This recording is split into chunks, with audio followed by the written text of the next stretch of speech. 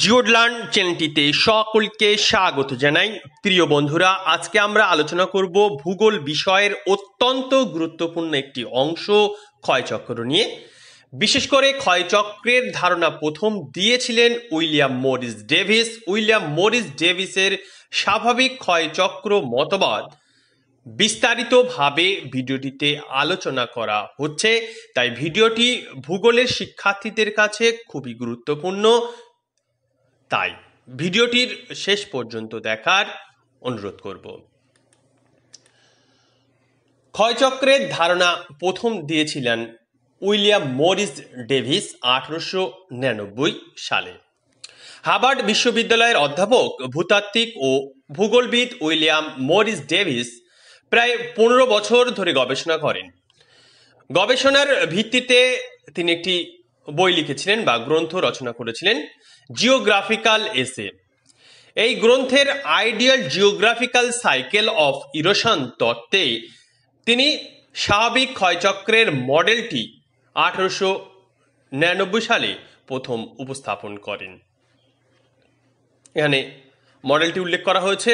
মডেলে অনুভূমিকভাবে সময় এবং উল্লম্ব অক্ষে উচ্চতা দেখানো হয়েছে এবং ভূমির বিবর্তনকে এখানে উল্লেখ করা হয়েছে। আমরা বিস্তারিত আসব। জীববিজ্ঞানী চার্লস ডারউইনের অরিজিন অফ স্পিসিস গ্রন্থে জীবের বিবর্তন ধারণা দ্বারা তিনি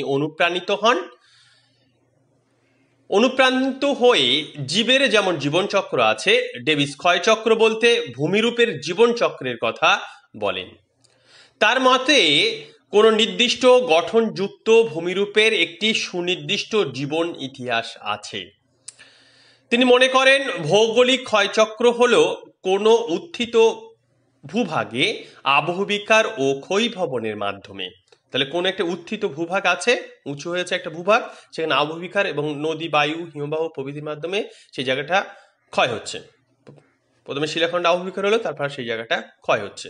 ক্ষয়ীভবনের মাধ্যমে একটি নির্দিষ্ট সময়কালে প্রাথমিক অবস্থা থেকে নির্দিষ্ট ক্রমানুসারে কতগুলি পর্যায়ের মধ্য দিয়ে বৈচিত্র্যহীন সমপ্রায় ভূমিতে পরিণত হওয়া।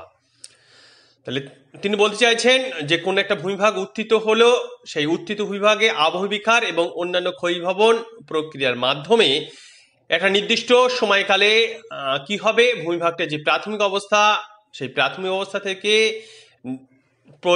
পরিবর্তিত হতে থাকবে কয়েকটা পর্যায়ের মধ্য দিয়ে। মূলত তিনি 3টে পর্যায়ের কথা উল্লেখ করেছিলেন: যৌবন, পরিণত এবং বার্ধক্য। পর্যায়ের মধ্য দিয়ে পরিবর্তিত হতে হতে অবশেষে বৈচিত্র্যহীন সমপ্রায় ভূমিতে পরিণত হবে। স্বাভাবিক ক্ষয়চক্র।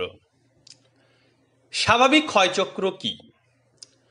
ক্ষয়চক্রের মাধ্যমে ভূমিরূপের বিবর্তন বিভিন্ন প্রাকৃতিক শক্তির মাধ্যমে ঘটে। মানে উচ্চভূমি থেকে নিম্নভূমিতে পরিণত হওয়ার এই যে বিবর্তন, বিভিন্ন প্রাকৃতিক শক্তির মাধ্যমে ঘটে। প্রত্যেকটি শক্তি নির্দিষ্ট অঞ্চলে ক্ষয়চক্র সম্পন্ন করে। এক একটা অঞ্চলে এক একটা শক্তি গুরুত্বপূর্ণ ভূমিকা নেয়। যেমন আর্দ্র অঞ্চলে নদীর মাধ্যমে ভূমিরূপের বিবর্তন হয়, একে নদীর ক্ষয়চক্র বলে। মরুভূমিতে বায়ুর মাধ্যমে ভূমিরূপের পরিবর্তন হয়, তাকে বলা হচ্ছে মরু ক্ষয়চক্র।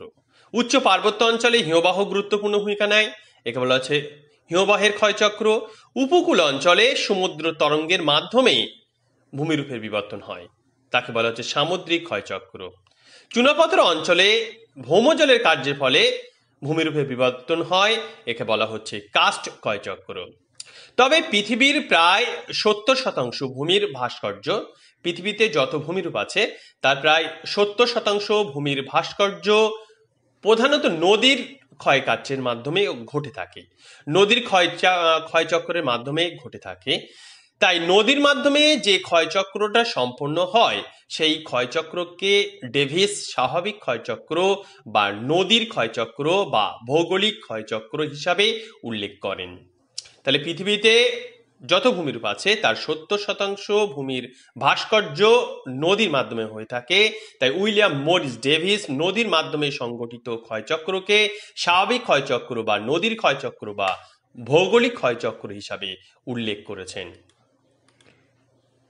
ক্ষয়চক্রের নিয়ন্ত্রক সমূহ। ডেভিসের মতে কোনো অঞ্চলের ভূমিরূপের বিবর্তন সেই অঞ্চলের গঠন, প্রক্রিয়া এবং সময় বা পর্যায় এই তিনটি উপাদানের উপর নির্ভরশীল। তাহলে ভূমিরূপ প্রাথমিক অবস্থা থেকে কয়েকটা পর্যায়ের মধ্য দিয়ে পরিবর্তিত হয়ে অবশেষে সমপ্রায় ভূমিতে পরিণত হয়। এই যে ভূমিরূপের বিবর্তন, সেই বিবর্তন উইলিয়াম মরিস ডেভিস বলছেন তিনটি উপাদানের উপর নির্ভরশীল। এক, সেই অঞ্চলের গঠন; দুই, সেই ভূমিরূপ গঠনকারী প্রক্রিয়া; এবং তিন, সময় বা পর্যায়। এই তিনটি উপাদানকে একসঙ্গে ডেভিস ত্রয়ী বলে। ডেভিস সহজভাবে সেটা বলেছেন, উল্লেখ করেছেন যে landscape is a function of A structure, process and stage. এখানে স্ট্রাকচার বলতে কি বোঝানো হচ্ছে, গঠন বা স্ট্রাকচার বলতে কি বোঝানো হচ্ছে? ভূমিরূপের গঠন বলতে শিলা কিভাবে গঠিত হয়ে আছে সেটাকে বোঝায়। শিলার প্রবেশ্যতা অর্থাৎ জল প্রবেশের ক্ষমতা, অপ্রবেশ্যতা বা জল প্রবেশ করছে কি করছে না। প্রবেশ্যতা হলে জল প্রবেশ করতে পারছে, অপ্রবেশ্যতা মানে সেখানে জল প্রবেশ করতে পারে না। শিলার কাঠিন্য কেমন, নতি কেমন, শিলায় ভাঁজ পড়েছে কিনা, শিলায় চ্যুতি আছে কিনা, শিলায় ফাটল সৃষ্টি হয়েছে কিনা, ফাটলগুলো বড় হয়ে দারুণ আকৃতির হয়েছে কিনা, প্রভৃতি সামগ্রিক অবস্থাকে শিলার গঠন বলে।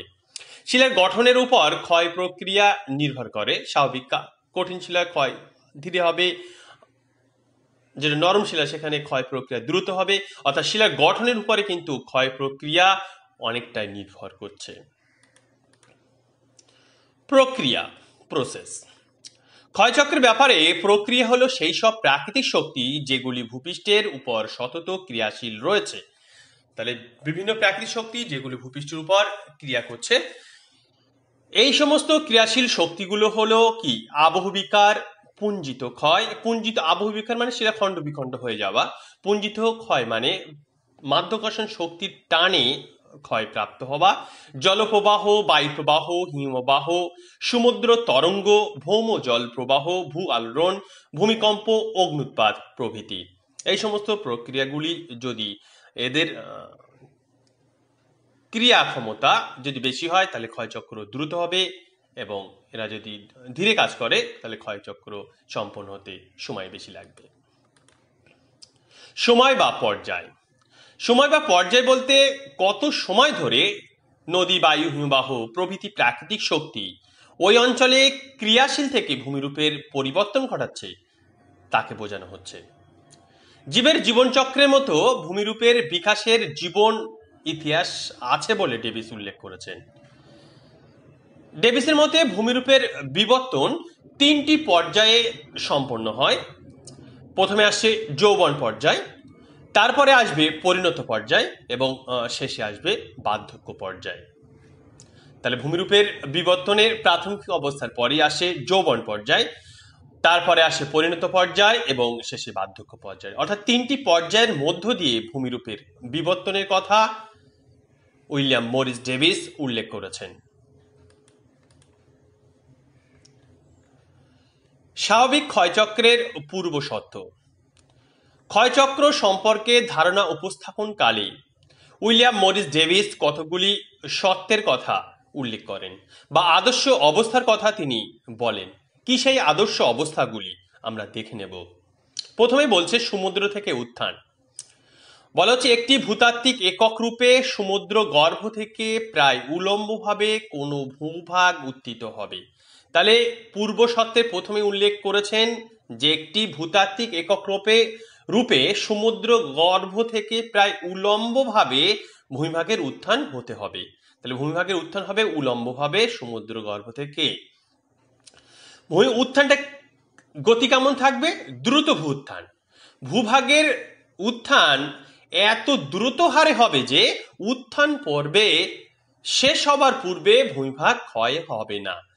তাহলে দ্বিতীয় শর্ত তিনি উল্লেখ করলেন, ভূমিভাগের উত্থানটা হবে খুব দ্রুত, এবং উত্থান যখন চলবে তখন কিন্তু ভূমিভাগের ক্ষয় হবে না।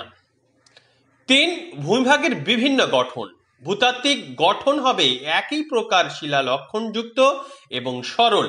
সমগ্র অঞ্চলটিতে কিন্তু পর্যায়ক্রমে অনুভূমিক নরম ও কঠিন শিলা দ্বারা গঠিত হবে।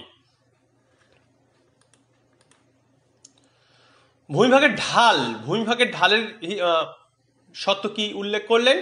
ভূমিভাগের যে প্রাথমিক ঢাল হবে সেই ঢালটা কিন্তু সমুদ্রমুখী হতে হবে, অর্থাৎ নদীগুলো সমুদ্রের দিকে, ও যদি ভূমিভাগের উপরে নদী তৈরি হয় সেগুলো কিন্তু তাহলে প্রাথমিক ঢাল যদি সমুদ্রমুখী হয় তাহলে সমুদ্রের দিকে প্রবাহিত হতে পারবে। ভূমিভাগের স্থিতিশীলতা, ডেভিস বলছেন ক্ষয়চক্র চলাকালে ভূভাগ স্থিতিশীল বা অনড় থাকবে, সেই অঞ্চলের জলবায়ুরও কিন্তু পরিবর্তন ঘটবে না। পরে বলা হচ্ছে আর্দ্র জলবায়ু। কি বলা হচ্ছে, কি জলবায়ু কেমন হবে? আর্দ্র। অঞ্চলটির জলবায়ু হবে আর্দ্র, যাতে নদী তৈরি হতে পারে, নদী গোষ্ঠী সৃষ্টি হয় এবং নদীর মাধ্যমে ক্ষয়চক্র প্রাধান্য লাভ করে। তাহলে আর্দ্র জলবায়ু হচ্ছে ডেভিসের ক্ষয়চক্রের আদর্শ অবস্থা। এবার অন্যান্য প্রাকৃতিক প্রক্রিয়ার ক্ষেত্রে তিনি কি বললেন? নদী ক্ষয় ছাড়াও সেখানে আবহবিকার, পুঞ্জ ক্ষয় প্রভৃতি প্রাকৃতিক প্রক্রিয়াগুলিও ভূমিরূপ বিবর্তনে গুরুত্বপূর্ণ ভূমিকা গ্রহণ করবে। নদী হচ্ছে প্রধান, তবে অন্যান্য প্রক্রিয়াগুলো কিন্তু সক্রিয় সেখানে থাকবে।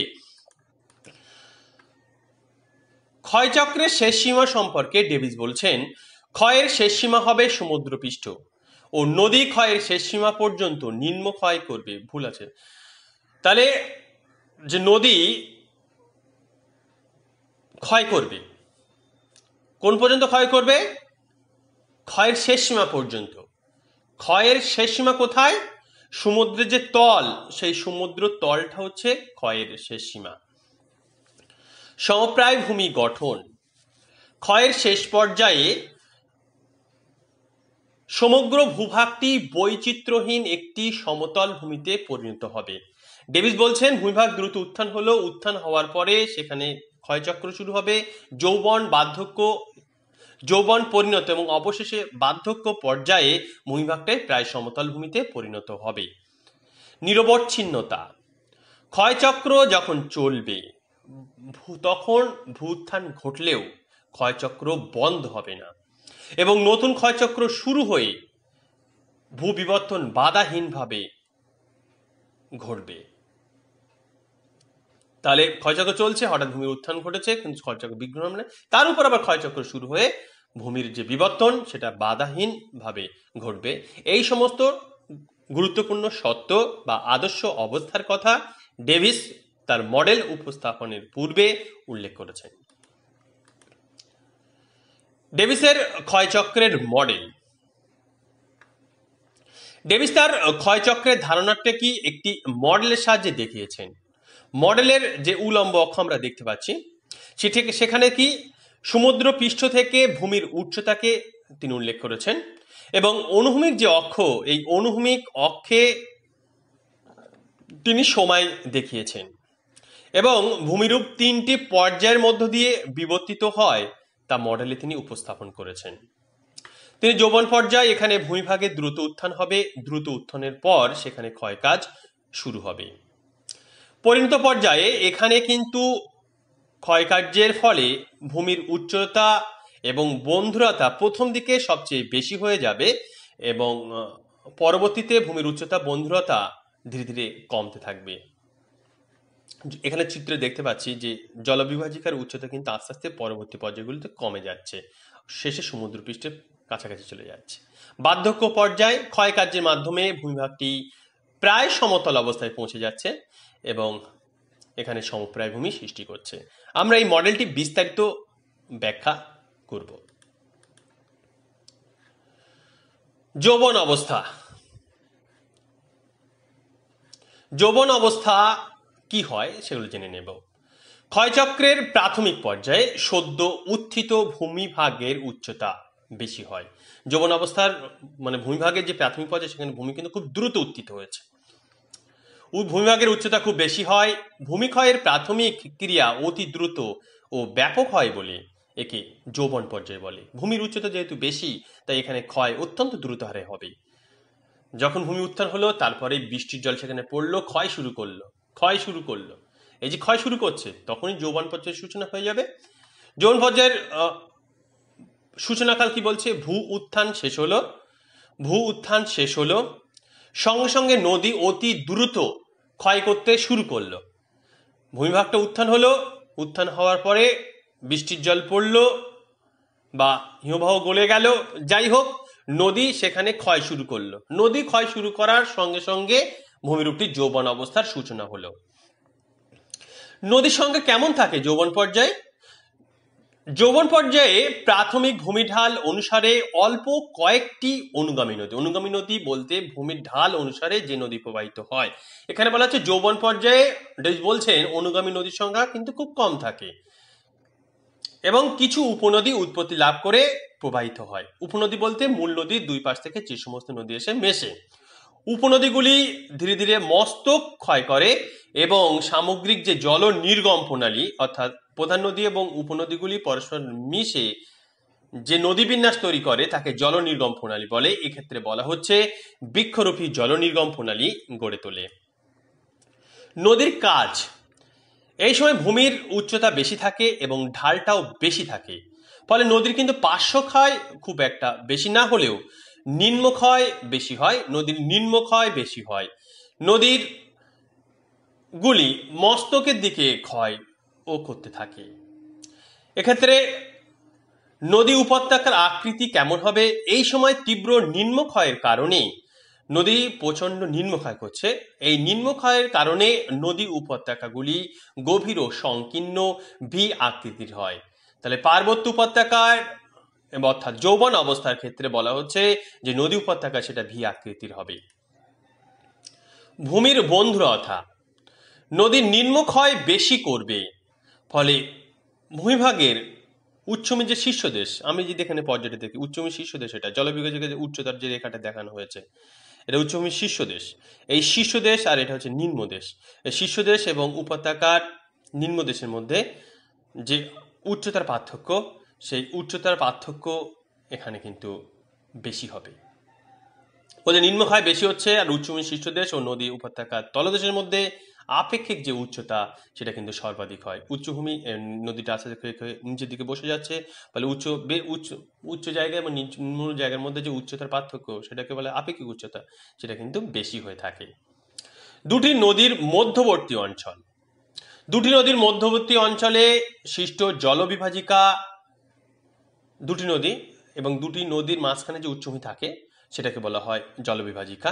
এক্ষেত্রে জলবিভাজিকা চওড়া এবং অনুভূমিক থেকে ক্রমান্বয়ে নদীর ক্ষয়ের কারণে সংকীর্ণ ও তীক্ষ্ণ হতে থাকে। এক্ষেত্রে একটা নদী অন্য নদীকে গ্রাস করে, একটা নদীর জল অন্য নদীতে প্রবেশ করে।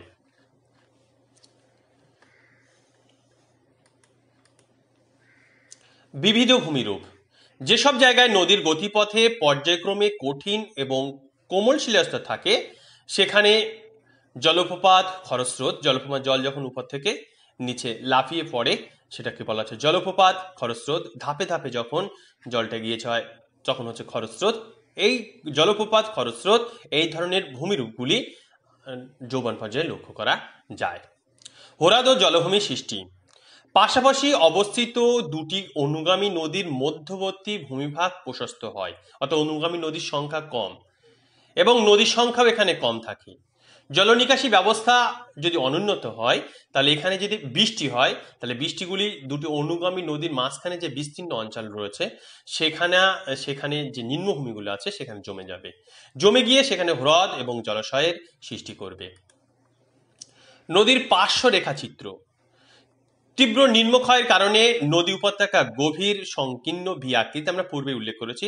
তাও আমরা চিত্রে দেখি, যদি আমরা পার্শ্বচিত্র দেখি তাহলে নদী উপত্যকা কি হচ্ছে, এখানে দেখো দেখা যাচ্ছে কি নদী যেখানে গিয়েছে সেখানে ভি হয়ে যাচ্ছে, ভি আকৃতির হয়ে থাকে। নদীর দৈর্ঘ্য বরাবর বা দীর্ঘ রেখাচিত্র কেমন হবে? যৌবন অবস্থার প্রবাহ পথে যেহেতু ভূমিরূপের উচ্চতার পার্থক্য বেশি, আপেক্ষিক উচ্চতার পার্থক্য বেশি, তাই প্রবাহপথে নদী জলপ্রপাত, খরস্রোত, কাসকেড প্রভৃতি পড়বে। নদী গর্ভে মন্থকূপ সৃষ্টি হবে, ফলে নদীর দৈর্ঘ্য বরাবর রেখাচিত্র কিন্তু পর্যায়িত হবে না, অর্থাৎ অপর্যায়িত থাকবে, অপর্যায়িত হবে এবং অর্থাৎ ভূমিঢালও অপর্যায়িত। তবে যৌবন অবস্থার শেষের দিকে পর্যায়িত হতে শুরু করবে। তাহলে যৌবন পর্যায়ের ভূমিরূপের বিবর্তন এবং কি কি বৈশিষ্ট্য লক্ষ্য করা যায় তা আমরা দেখে নিলাম। এবারে আমরা দেখব পরিণত পর্যায়। উইলিয়াম মরিস ডেভিস পরিণত পর্যায়ে বলতে কি বুঝিয়েছেন, তার বৈশিষ্ট্যগুলো কি কি দেখে নেব। যৌবন অবস্থার শেষে ভূমিভাগটি থেকে যখন তার উত্থিত হওয়ার সময়কার সব চিহ্নই একেবারে মুছে যায়।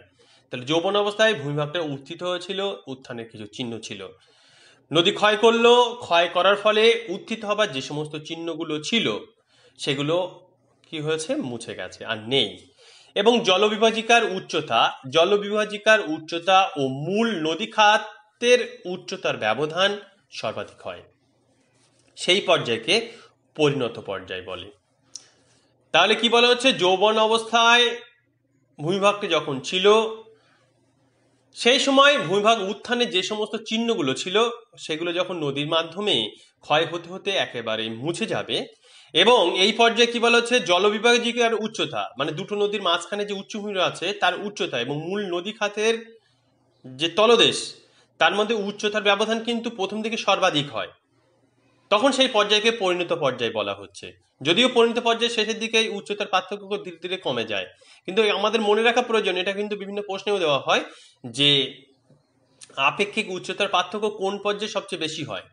পরিণত পর্যায়ের প্রথম দিকে সবচেয়ে ভূমির বন্ধুরতা বেশি হয়, এটা আমাদের মনে রাখতে হবে, কিন্তু পরবর্তীতে গিয়ে সেই উচ্চতাটা হ্রাস পেয়ে যায়।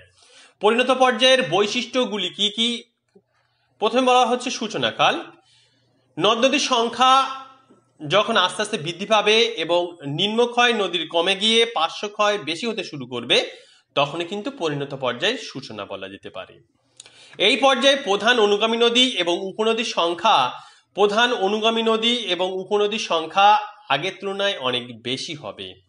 অনুগামী নদীর দুদিকে পরবর্তী নদী সৃষ্টি হয়। অনুগামী নদীর দুপাশ থেকে শিলাস্তরের আয়াম বরাবর পরবর্তী নদী প্রবাহিত হয়ে মূল নদীতে পড়বে, এবং নদীগুলো ভূতাত্ত্বিক গঠনের সঙ্গে পৃথিবীর অভ্যন্তরীণ গঠনের সঙ্গে সামঞ্জস্য বিধান করতে সক্ষম হয়, ফলে সুসংহত জল নির্গম প্রণালী এই অঞ্চলে কিন্তু গড়ে উঠবে। এখানে আমরা চিত্রে পরিণত অবস্থার প্রথম দিকে কেমন অবস্থা এবং শেষের দিকে কেমন অবস্থা তা দেখতে পাচ্ছি। নদীর কাজ, এখানে আমরা পূর্বে বললাম ভূমির ঢাল আগের তুলনায় হ্রাস পেয়েছে, ফলে নদীর নিম্নক্ষয় হ্রাস পাবে এবং নদীর পার্শ্বক্ষয় আগের তুলনায় বেশি হবে। যৌবন পর্যায়ে নদীর পার্শ্বক্ষয় হচ্ছিল না, নিম্নক্ষয় বেশি হচ্ছিল, কিন্তু পরিণত পর্যায়ে হবে নিম্নক্ষয় কম এবং পার্শ্বক্ষয় বেশি। নদী উপত্যকাগুলো কি হবে? নদী উপত্যকাগুলির মস্তকভাগ বেশ চওড়া হয় এবং উপত্যকাগুলি দীর্ঘায়িত হতে থাকে। আগে ক্ষেত্রে ভি আকৃতি উপত্যকা ছিল, এবার এখন হচ্ছে পার্শ্বক্ষয় বেশি হচ্ছে, তাহলে ভিটা আস্তে আস্তে কি হবে, অনেক বেশি চওড়া হয়ে যাবে এবং উপত্যকাগুলি অনেক বিস্তৃত হবে। ভূমির বন্ধুরতা, এই অবস্থায় প্রথমে ভূমির বন্ধুরতা সবচেয়ে বেশি হয়ে থাকে। এখানে আমরা দেখতে পাচ্ছি এই যে যৌবন পর্যায়ে যদি আমরা দেখি, এই জলবিভাজিকার উচ্চতা কিন্তু ক্রমশ কমছে, পরিণত পর্যায়ের দিকে থেকে বার্ধক্যের দিকে জলবিভাজিকার উচ্চতা কমে যাচ্ছে, প্রথম দিকে জলবিভাজিকার উচ্চতা সবচেয়ে বেশি থাকছে। এবং এখানে ভূমির বন্ধুরতার ক্ষেত্রে কি হচ্ছে, বেশি সবচেয়ে উচ্চ, এটা হচ্ছে কম উঁচু, এর মধ্যে যে পার্থক্য সেটা আপেক্ষিক উচ্চতা। এখানে যেটা আপেক্ষিক উচ্চতা দেখতে পাচ্ছি, কিন্তু পরিণত পর্যায়ে এই উচ্চতা বেশি, এখানে উচ্চতা বেশি, এই জলবিভাজিক উচ্চতা বেশি, এখানে হচ্ছে সবচেয়ে কম। এর মধ্যে বন্ধুরতা মানে উচ্চতার পার্থক্য কিন্তু সবচেয়ে বেশি। মানে প্রাথমিক অবস্থায় ভূমির বন্ধুরতা কিন্তু সবচেয়ে বেশি হয় পরিণত পর্যায়ে, তবে পরবর্তীতে এই বন্ধুরতা ধীরে ধীরে হ্রাস পায় এবং ব্যবচ্ছিন্ন যে ভূমিভাগের উচ্চ অংশের এবং উপত্যকার তলদেশের মধ্যে যে আপেক্ষিক উচ্চতা, এই এটা ভূমিভাগ, এর সর্বোচ্চ অংশ এবং সর্বনিম্ন অংশ, এর মধ্যে যে উচ্চতার পার্থক্যটা সেটা হচ্ছে আপেক্ষিক উচ্চতা। এই আপেক্ষিক উচ্চতাটা কিন্তু পরবর্তীতে হ্রাস পায়। শুধু তাই নয়, আমরা যদি জলবিভাজিকার উচ্চতাটাও দেখি, এটা উপরের যেটা রেখাটা দেখানো হচ্ছে এটা জলবিভাজিকার উচ্চতা, আর এই মাঝখানে চিত্রগুলো এখানে হচ্ছে যে এক একটা জলবিভাজিকা বা উচ্চভূমির উচ্চতা দেখানো হয়েছে। এই যে এই জলবিভাজিকার উচ্চতাও কিন্তু সামগ্রিক উচ্চতাও কিন্তু এখানে হ্রাস পাচ্ছে। সুস্পষ্ট জলবিভাজিকা সৃষ্টি, পার্শ্ব ক্ষয়ের জন্য জলবিভাজকগুলি সুস্পষ্ট হয় এবং এগুলি শৈলশিরার মতো অবস্থান করে। আমরা যদি এই চিত্রটা দেখি, উচ্চতা দেখানো হয়েছে এবং দৈর্ঘ্য দেখানো হয়েছে, ভূমিভাগের দৈর্ঘ্য। প্রথম অবস্থায় জলবিভাজকগুলো প্রায় অনুভূমিকভাবে থাকছে, পরবর্তীতে পরিণত অবস্থায় কিন্তু জলবিভাজিকাগুলো কি হচ্ছে, জলবিভাজিকাগুলি শৈলশিরার মতো অবস্থান করছে, 2 নম্বর যেটা লেখা আছে শৈলশিরার মতো অবস্থান করছে। তাহলে পার্শ্বক্ষয় বেশি হচ্ছে, পার্শ্বক্ষয় বেশি হওয়ার জন্য জলবিভাজিকাগুলো কিন্তু এখন সুস্পষ্ট হচ্ছে এবং এগুলি শৈলশিরার মতো অবস্থান করছে, তা আমরা চিত্রে একদম সুস্পষ্টভাবে দেখতে পাচ্ছি। বিবিধ ভূমিরূপ, এই পর্যায়ে স্বল্প ভূমিঢালের জন্য নদী বাঁক কিন্তু আগের তুলনায় বেশি হয় এবং নদীর দুপাশে পলি সঞ্চিত হতে থাকে। নদীর দুপাশে পলি কখন সঞ্চিত হয়? যখন নদীতে অতিরিক্ত জল আসে, নদীর মধ্যে নদীতে নুড়ি কাঁকর বালি সহ অতিরিক্ত জল নদীর স্বাভাবিক বাঁধকে ভেদ করে দুই পাশে প্রবাহিত হয়ে দুই পাশের অঞ্চলে প্লাবন ভূমি সৃষ্টি করে। নুড়ি কাঁকর বালি সঞ্চিত হয় এবং প্লাবন ভূমির উৎপত্তি ঘটায়। নদীর পার্শ্বচিত্র, এই সময় নদীর নিম্নক্ষয়ের তুলনায় পার্শ্বক্ষয় বেশি হওয়ায় নদী উপত্যকা অগভীর প্রশস্ত ইংরাজি ভি আকৃতির হয়। আমরা যদি নদী উপত্যকা দেখি, এখানে এই যে নদী, এটা হচ্ছে জলবিভাজিকা, এই একটা পরিণত পর্যায়ে জলবিভাজিকা। এই জলবিভাজিকা আগে জলবিভাগ অনুভূমিক ছিল, পরবর্তী হচ্ছে শৈলশিলার মতো অবস্থান ধারণ করেছে। এই জলবিভাজিকা, দুটো জলবিভাজিকার মাঝখানে যে নদী উপত্যকাটা আছে, সেই নদী উপত্যকাটা কিন্তু ভি অক্ষরের মধ্যে দেখাচ্ছে, কিন্তু আগের তুলনায় কি ভিটা অনেক বেশি চওড়া হয়ে গেছে, অগভীর এবং প্রশস্ত ইংরাজি ভি আকৃতির হচ্ছে। নদীর দীর্ঘ রেখাচিত্র, এই অবস্থায় পূর্বে আমরা নদী প্রবাহিত হওয়ার সময় দেখেছিলাম যে জলপ্রপাত, কাস্কেড, মন্থকূপ এগুলো আছে, কিন্তু ক্ষয়ের ফলে সেই জলপ্রপাত, কাস্কেড, মন্থকূপ সব অদৃশ্য হয়ে যায়। প্রধান নদীর যে ঢাল সেটা নিয়মিত হয়ে ভারসাম্য স্তরে পৌঁছায়, অর্থাৎ ভূমি ঢাল অনেকটাই পর্যায়িত হয়ে যায়, অর্থাৎ ভূমি এবারে পর্যায়িত, পরিণত পর্যায়ে শেষে পর্যায়িত অবস্থায় চলে আসলো। এবারে আমরা দেখব বার্ধক্য পর্যায়ে। ক্ষয়চক্রের যে পর্যায়ে ভূমির ঢাল, উচ্চতা, নদীর শক্তি হ্রাস পেয়ে সমগ্র অঞ্চলটি সমুদ্র পৃষ্ঠের কাছাকাছি ঢেউ খেলানো বৈচিত্র্যহীন সমপ্রায় ভূমিতে পরিণত হয়, তাকে বার্ধক্য পর্যায় বলে। যৌন পর্যায়ে ভূমির উত্থান হয়েছিল দ্রুত, তারপরে ক্ষয় শুরু হয়েছিল অর্থাৎ যৌবনের সূচনা হয়েছিল, সেখানে ভূমির উচ্চতা অনেক বেশি ছিল, সেই ভূমির ঢাল, উচ্চতা, নদীর শক্তি সবই হ্রাস পাচ্ছে। অঞ্চলটি এবার কি সমুদ্রের কাছাকাছি হয়ে গেছে, উচ্চতা সমুদ্রপৃষ্ঠের কাছাকাছি হয়েছে এবং ভূমিভাগটি বৈচিত্র্যহীন সমপ্রায় ভূমিতে পরিণত হয়েছে। যে পর্যায়ে এটা হচ্ছে সেই পর্যায়কে বার্ধক্য পর্যায় বলছে। এই পর্যায়ের বৈশিষ্ট্যগুলি কি? প্রথমেই কি সূচনাকাল, যখন নদ নদীর নিম্নক্ষয় সম্পূর্ণ বন্ধ হয়ে যায়, সেই অবস্থাটাকে বলা হচ্ছে বার্ধক্য অবস্থার সূচনা। এই পর্যায়ে উপনদী প্রায় থাকে না, শাখা নদীর, তাহলে বার্ধক্য পর্যায়ে নদীতে কোনো উপনদী এসে মেশে না, এখানে শাখা নদীর সৃষ্টি হয়। নদীর সংখ্যা পরিণত অবস্থার চেয়ে কম এবং যৌবন অবস্থার থেকে বেশি হয়। এখানে নদীগুলো অনেক বেশি চওড়া হয়, কিন্তু নদীর সংখ্যা কিন্তু যৌবন অবস্থার থেকে বেশি হলেও পরিণত অবস্থার থেকে কম, অর্থাৎ নদ নদীর সংখ্যা সবচেয়ে বেশি থাকে ক্ষয়চক্রের পরিণত অবস্থায়। নদীর কাজ, এই পর্যায়ে নদী বাহিত বোঝা বৃদ্ধি পায়, আবার ভূমির ঢালও কমে যাচ্ছে, নিম্ন প্রবাহের সঙ্গে তুলনা করা যায়, ভূমির ঢাল কমে যাচ্ছে, বোঝা বেড়ে যাচ্ছে, ফলে নদীর নিম্নক্ষয় তো হবেই না, এখানে নদীর প্রধান কাজ কি হবে? নদীর প্রধান কাজ হবে সঞ্চয়। নদীর উপত্যকার আকৃতি আমরা এখানে দেখতে পাচ্ছি, প্রথমে সংকীর্ণ ভি ছিল, নদী উপত্যকা তারপর চওড়া ভি হয়েছে, পরবর্তীতে নদী উপত্যকাটা কি হলো, একটা জলবিভাজিকা এর পাশে আরেকটা জলবিভাজিকা, অনেক বেশি চওড়া হয়ে গেছে, অনেক বেশি চওড়া হয়েছে, নদী উপত্যকা অগভীর হয়ে গেছে এবং অত্যন্ত সুপ্রশস্ত এবং চওড়া হয়ে যায়। ভূমির বন্ধুরতা, এই পর্যায়ে নিম্নক্ষয় বন্ধ হওয়ায় আপেক্ষিক উচ্চতা দ্রুত হারে হ্রাস পায়, মানে সবচেয়ে উঁচু জায়গা এবং সর্বোচ্চ নিচু জায়গার মধ্যে উচ্চতার পার্থক্য কি হচ্ছে? সবচেয়ে কমে যাচ্ছে। জলবিভাজিকা এখানে কিন্তু আমরা দেখতে পাচ্ছি প্রায় নিশ্চিহ্ন হয়ে গেছে, ফলে ভূমির বন্ধুরতা সবচেয়ে কম হয়। তাহলে ভূমির বন্ধুরতা সবচেয়ে বেশি হয়, মনে রাখতে হবে, পরিণত পর্যায়ের প্রথম দিকে, আর ভূমির বন্ধুরতা সবচেয়ে কম হয় বার্ধক্য পর্যায়ের শেষের দিকে। জলবিভাজিকা পূর্বেই বললাম 2 বা ততোধিক নদীর মধ্যবর্তী অঞ্চলের উচ্চতা খুবই কমে যায় বলে জলবিভাজিকার অস্তিত্ব স্বাভাবিক বোঝা যায় না, আমরা পূর্বে চিত্রেই দেখেছি।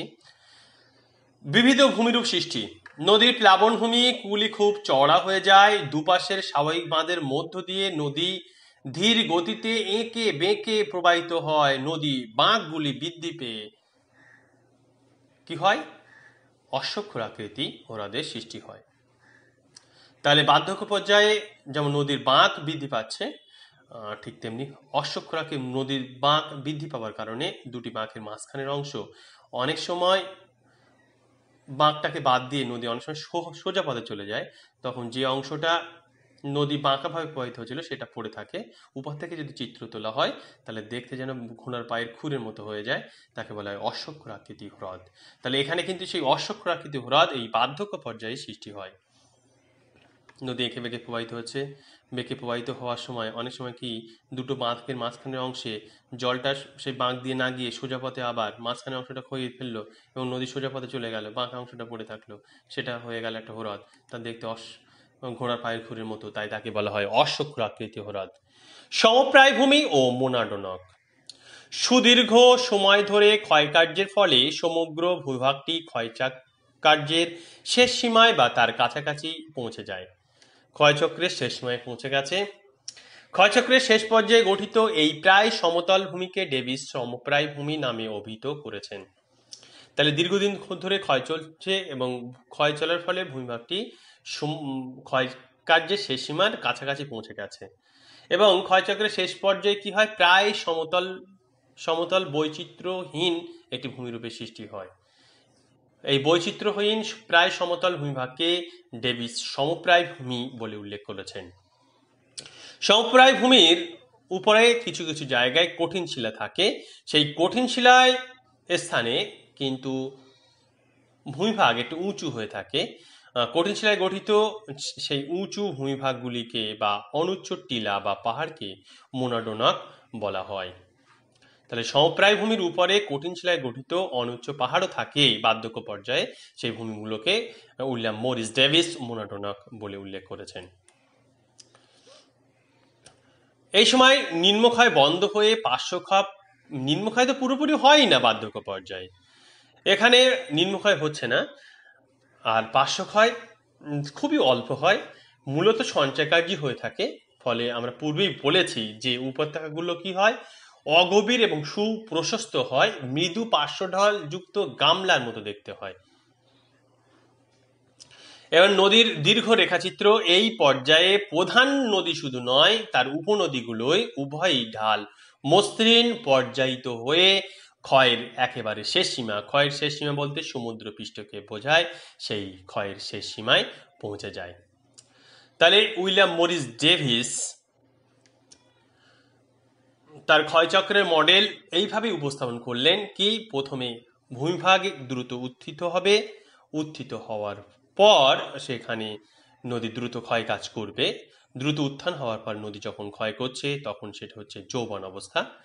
এই যৌবন অবস্থায় ভূমিভাগের উচ্চতা সবচেয়ে বেশি এবং বন্ধুরতা বেশি থাকে।